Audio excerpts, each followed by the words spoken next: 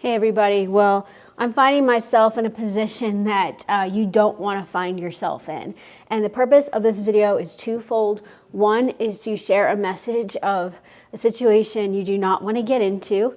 And the second is to highlight through my story here just how the typical 9 to 5 job is not designed. Not only is it not designed, but it is rigged against people who are trying to do anything else. I'm not saying it's purposely like that, but it's just by the design of it, it makes it very difficult to have any kind of entrepreneurship, start a business, but let's dive into that. So I am actually really afraid that I am gonna be terminated or something.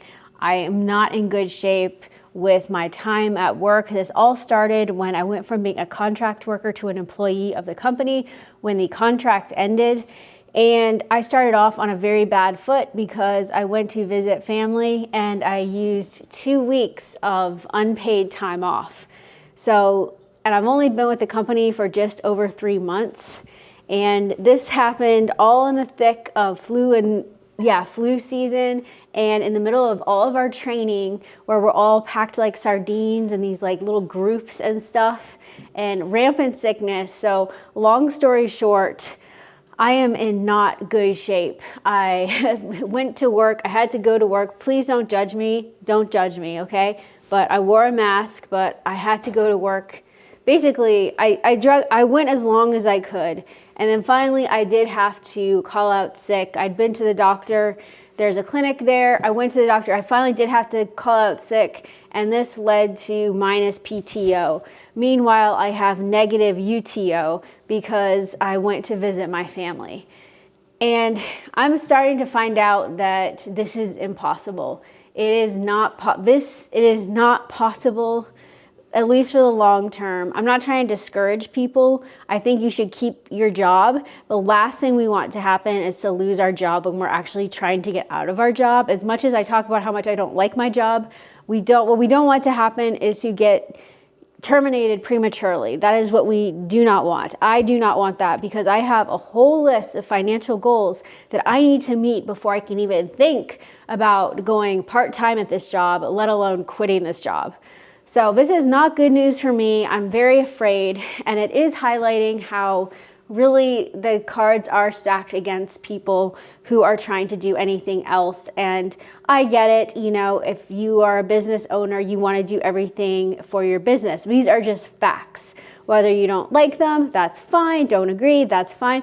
I'm just stating the facts. For example, when I go home, most of my coworkers that I talk to and that I know, they relax and they go to bed. I'm not saying their lives are easy. I'm not saying they're lazy, but they go to bed. I don't go to bed. I go home and I work another 6 hours. I work out, and sometimes I try and alternate working out and editing of my other YouTube channel, but whatever work it is, I go home to work, and it's usually an average of 5 to 6 hours per night. So I end up sleeping in to get enough sleep. I usually sleep about 6 to 6.5 hours a night. I know that's not good, but it's what I'm working with right now. And so what happens is I don't have any, I have very small opportunity to get anything done. Like whether go to the doctor or go to the dentist or do anything before work because I'm sleeping, because I have a whole other work shift when I get home. That's my independent, my businesses that I'm working on that will sustain me once I get out of the rat race. And so it is not easy. And the problem is that when you go on lower sleep, which is necessary for me to get everything done, the problem is that does make me more prone to sickness. It does my immune system does take a hit. But the problem is that they expect you to make this work up. Like at my job, my supervisor is constantly, and I appreciate her, she is just trying to tell me how it is. I would actually appreciate it worse. I would not like it if she did not tell me and then come snuck up on me with and put me on a performance review or something. That would be terrible. She actually really does warn me a lot. So I appreciate that. I do. And if I get a really bad morning, I might have to start working overtime because it's the expectation at this job that you work overtime to make up for time that you missed. It's like when you get into the negative like that, it's just that expectation. And so for somebody like me, or maybe you, who's trying to work your way out of these jobs, it makes it very challenging time-wise to do this. It's very challenging, especially the nature of my other YouTube channel is like a travel thing. So I'm just like really finding out that I am pretty much doomed, and I'm pretty scared. And I might have to actually take a hit on one of my businesses just because of this issue. I might have to start going in an hour early. And I'm just saying that like these jobs, they are meant for you just to be married to this job, to ask permission to take off, ask permission for everything, when to eat, when to sleep. I don't want this to be a rant, but I would watch videos on YouTube about kind of ranting about these jobs, but I didn't really, I'm like, yeah, I get it in theory, but until I started actually applying principles of actually working my butt off after my 9 to 5, which is not 9 to 5, by the way, it's just, I'm just using that, yeah, my hours are not 9 to 5. It's totally different, but you get the point. And so I had to realize that, yeah, this is true.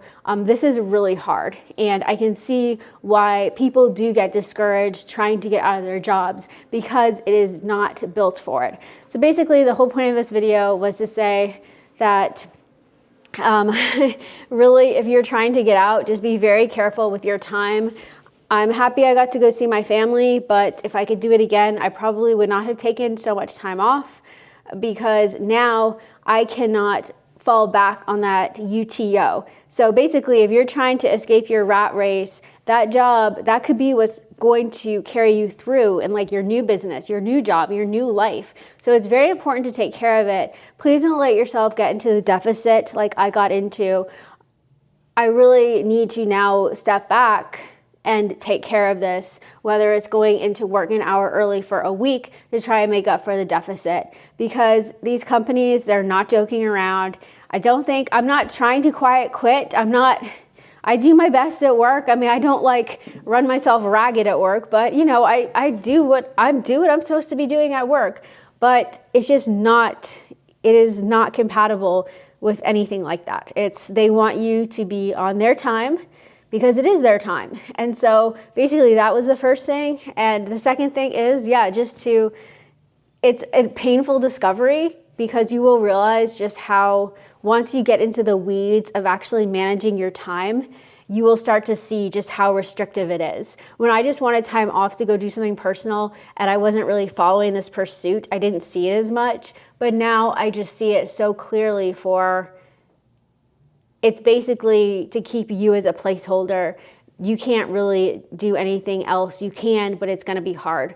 So anyway, send good thoughts my way. I really hope I can get out of the deficit. I will keep you guys updated. I'm still here at the budget department. I'm kind of procrastinating moving into it because I got some kind of bad news about some things going on at this apartment. Nothing like involving humans, something else, but I'll have to talk about that on a future video. All right, that's gonna be it. Onward and upward. See ya.